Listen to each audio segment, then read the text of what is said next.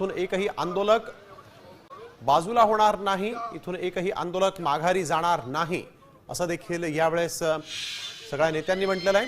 कोर्टाने दिलेली वेळ संपलेली आहे, आम्ही मागे हटायला तयार आहोत, कोर्टाचा आदेश मान्य करायला तयार आहोत, आमची व्यवस्था जेलमध्ये करा असं बच्चू कडूंनी म्हटलेलं आहे। आंदोलकांनी पोलिसांनाही या ठिकाणी आपण बघतोय की हुसकावून लावलेलं आहे। पोलीस आता काय भूमिका घेतात हे पाहणं महत्त्वाचं आहे।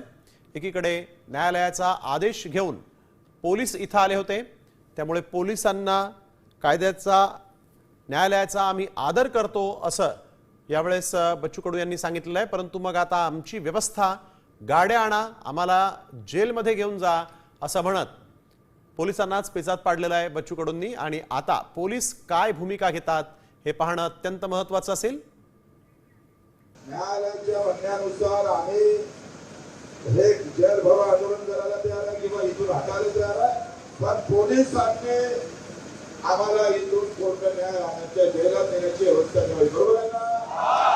जेवढी ताकद आहे तेवढी वापरा। आम्ही हात वरती करून सरेंडर हो, कोर्टात ताब्यात व्हायला तयार आहे। तुम्ही कोर्टाच्या आदेशाचं पालन करा, आम्ही करतो, पण व्यवस्था जेलात करावी लागेल। तर आपण बघतोय जेलमध्ये व्यवस्था करा असं बच्चू कडूंनी यावेळेस पोलिसांना सांगितलेलं आहे। कोर्टाच्या अल्टिमेटम नंतर देखील बच्चू कडू जे आहेत ते तिथंच त्याच जागेवर आहेत आणि पोलिसांनाच आता आम्हाला दूर करण्यासाठी आम्हाला जेलमध्ये घेऊन जा असं त्यांनी म्हटलेलं आहे। कोर्टाने दिलेली वेळ एकीकडे संपलेली आहे, मागे हटायला आम्ही तयार आहोत, आमची व्यवस्था जेलमध्ये करा, गाड्या बोलवा, आम्हाला गाड्यांमध्ये भरून जेलमध्ये घेऊन जा असं देखील यावेळेस हे आंदोलक म्हणतात। त्यामुळे पोलीस यांची भूमिका नेमकी काय हे पाहणं महत्त्वाचं असेल।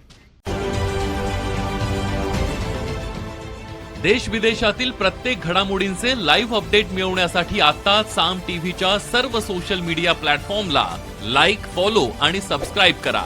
तसंच सर्व नोटिफिकेशनसाठी बेल आयकॉन प्रेस करायला विसरू नका।